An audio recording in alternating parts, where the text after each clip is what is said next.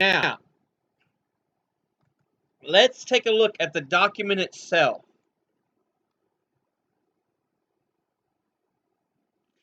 This is a translated version. It's not in full Middle English, but it has been translated by Professor Nicholas Vincent.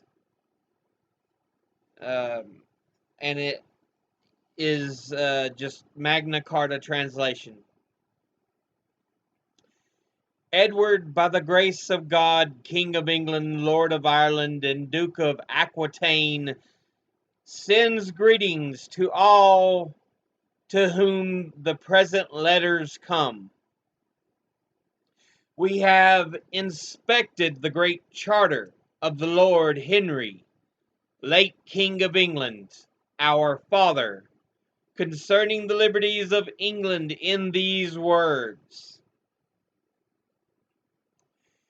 Henry, by the grace of God, King of England, Lord of Ireland, Duke of Normandy and Aquitaine, and Count of Anjou, sends greetings to his archbishops, bishops, abbots, priors, earls, barons, sheriffs, reeves, ministers, and all his bailiffs, and faithful men inspecting the present charter. Know that we, at the prompting of God, and for the health of our soul and the souls of our ancestors and successors, for the glory of Holy Church and the improvement of our realm, freely and out of our good will, have given and granted to the archbishops, bishops, abbots, priors, earls, barons, and all of our realm these liberties written below, to hold in our realm of England in perpetuity.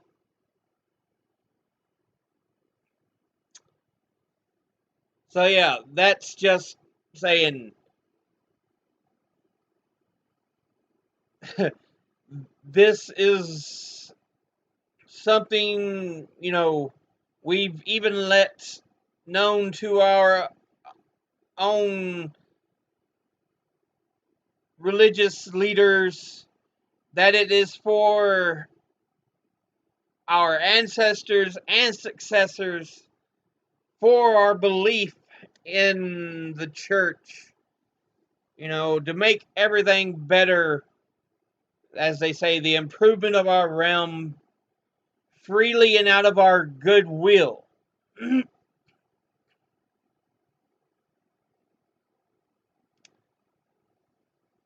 But now we get into the list. 1. If the first place we grant to God and confirm by this our present charter for ourselves and our heirs to perpetuity, that the English Church is to be free and to have all its rights fully and its liberties entirely. We furthermore grant and give to all the freemen of our realm for ourselves and our heirs in perpetuity the liberties written below, to have and to hold to them and their heirs from us and our heirs in perpetuity.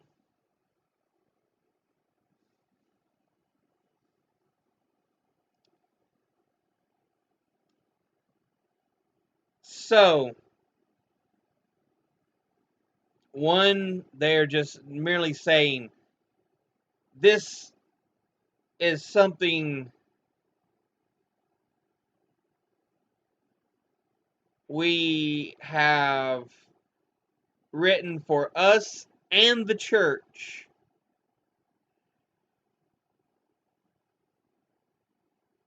As a list of rights and liberties for all freemen.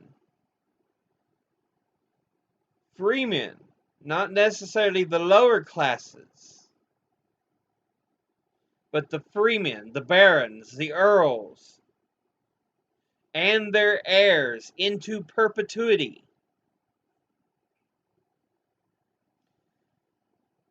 A continuous down the line. But it's this list of liberties they have written below. So they're just saying, that first one's just saying, this goes for us, the church, and our heirs.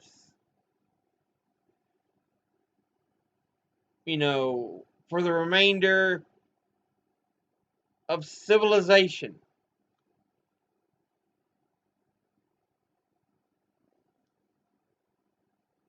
Number 2, if any of our earls or barons or anyone else holding from us in chief by military service should die, and should his heir be of full age and owe relief, the heir is to have his inheritance for the ancient relief, namely the heir or heirs of an earl for the whole county £100, the heir or heirs of a baron for a whole barony 100 marks, the heir or heirs of a knight for a whole knight's fee 100 shillings at most, and he who owes less will give less, according to the ancient custom of knights' fees.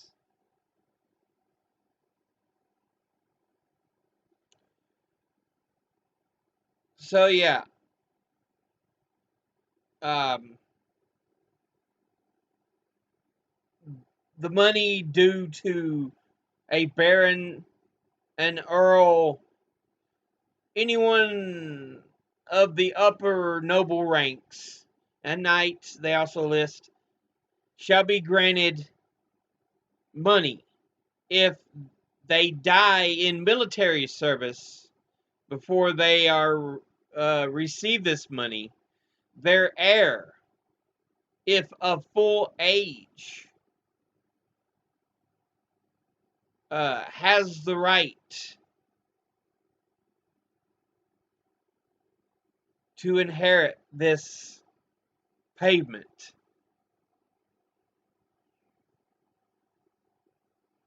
So that's kind of what it's saying there. Number 3, if, however, the heir of such a person is under age, his lord is not to have custody of him and his land until he has taken homage from the heir. And after such an heir has been in custody, when he comes of age, namely at 21 years old, he is to have his inheritance without relief and without fine, saving that if, whilst under age, he is made a knight, his land will nonetheless remain in the custody of his lords until the aforesaid term.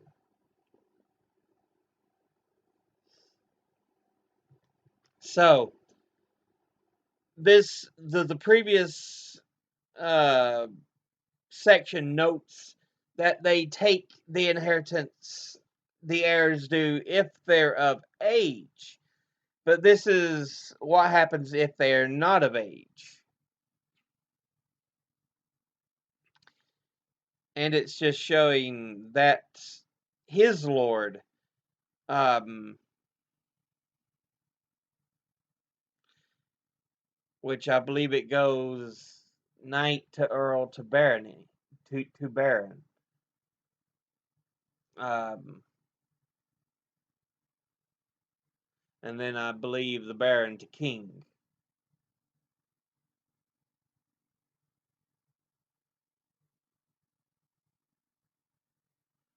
But basically, they are under subject to the lord, to their specific lord.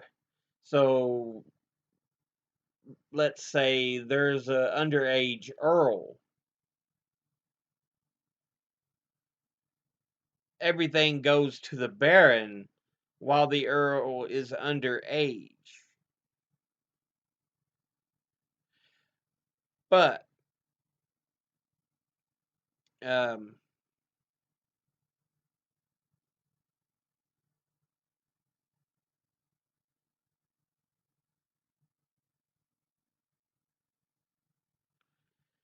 essentially, once they come of age, they have that right to inherit what was to be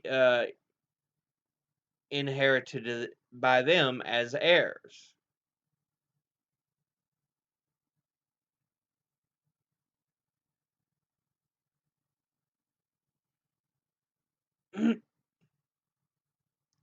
So that it's not, completely possible for a king to just take something and not give it up when said person is of age. So, okay, next section is number 4. The keeper of the land of such an heir who is under age is only to take reasonable receipts from the heir's land, and reasonable customs, and reasonable services, and his and this without destruction or waste of men or things.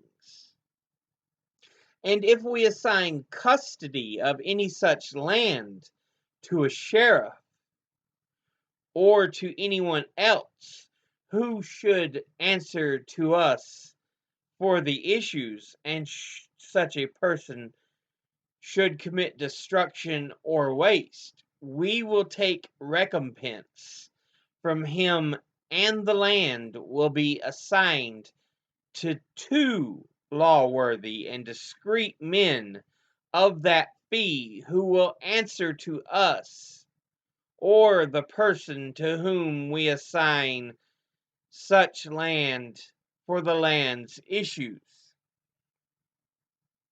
And if we give or sell to anyone custody of such land that the person commits destruction or waste, he is to lose custody, and the land is to be assigned to 2 lawworthy and discreet men of that fee, who similarly will answer to us as is aforesaid.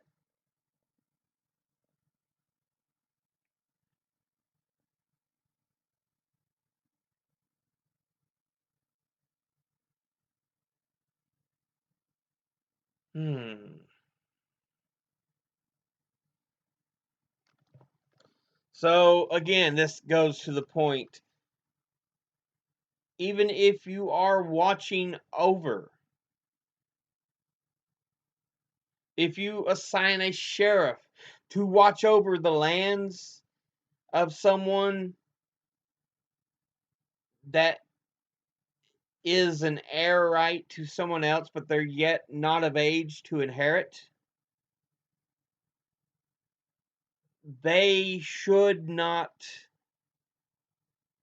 uh, run those lands destructively or wastefully. Just to use them for their own purposes.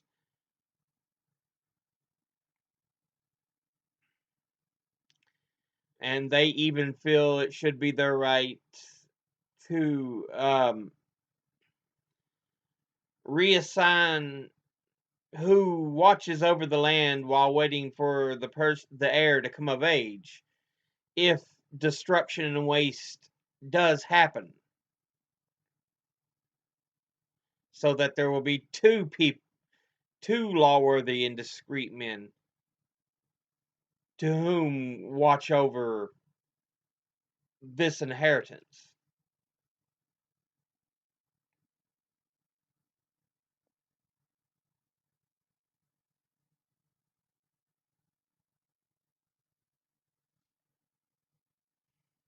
So yeah, there's a lot of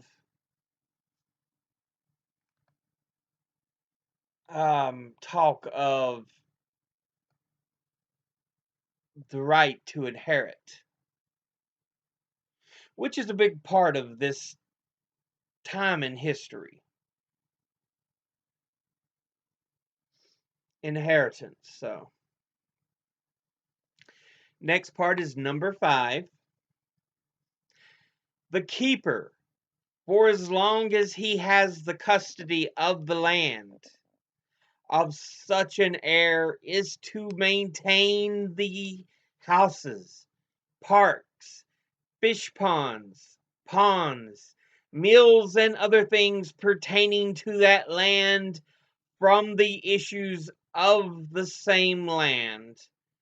And he will restore to the heir, when the heir comes to full age, all his land stocked with plows and all other things in at least the same condition as when he received it.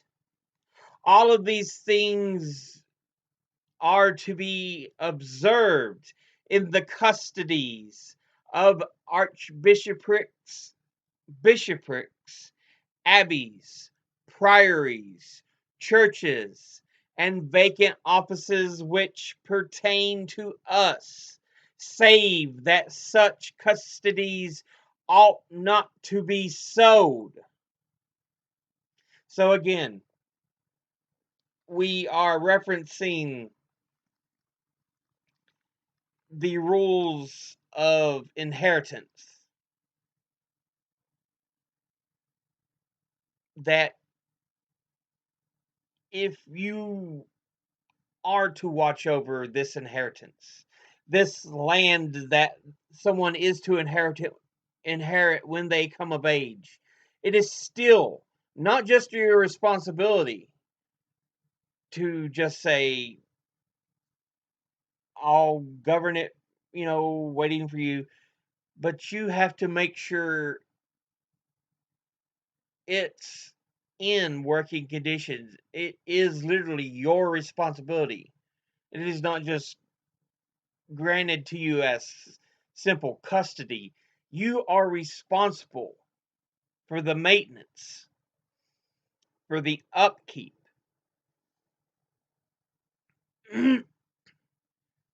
so that when the heir does inherit it, when they do come of age, they receive what is fully meant to be their inheritance.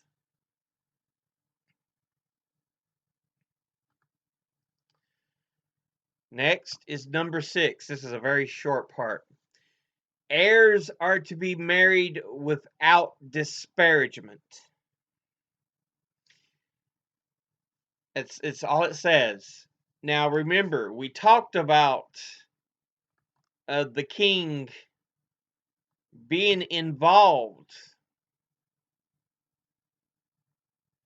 in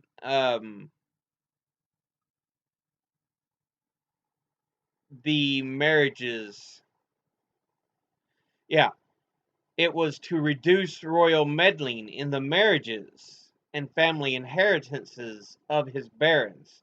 So you see that right away with just this first part we've read. The first 6 parts. Boom. Inheritance and marriage. So that the king can't say, you're not allowed to marry this person. No, you can't do that. they have the right to marry this person. But as always, educate thyself. Think, read, study, learn. Someone tries to tell you something you have difficulty in believing, ask them to cite their sources. But as always, I'll see you in the next episode. Until then, later.